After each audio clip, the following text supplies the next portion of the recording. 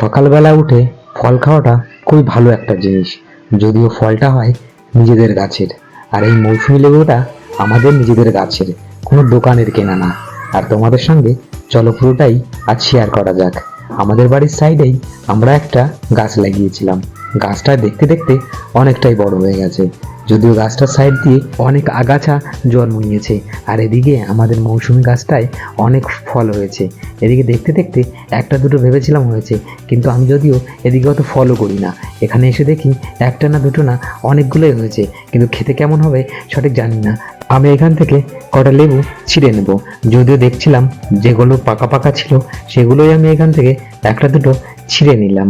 আর তোমরা যারা বাড়িতে ফলের গাছ লাগাও, তোমরা কি ফলের গাছ লাগিয়েছো একটা কমেন্টে জানিয়ে দিও। খেতে কেমন লাগবে লেবুটা আমিও জানি না, তো চলো তোমাদের সঙ্গে শেয়ার করা যাক। খেতে টক লাগুক বা মিষ্টি লাগুক, আমি তোমাদের সত্যি কথাটাই বলবো। যদিও মৌসুমী লেবু গাছ অনেকের বাড়ি দেখা যায়, ফাইনালি লেবুটা কাটার পরে দেখলাম লেবুটা সত্যি অনেকটাই রস ছিল। তারপর আমি একটু খেয়ে দেখলাম, আমি ভাবতে পারিনি লেবুটা এতটা মিষ্টি হবে। যদিও আমাদের এইখানে লেবুগুলো টকই হয়, কিন্তু আমাদের লেবুটা সত্যি অনেকটাই মিষ্টি। তো সত্যি কথা বলতে কি, আমার তো খুব ভালো লাগে। লেবু খেতে হলে আমাদের বাড়ি সবাই চলে আসো।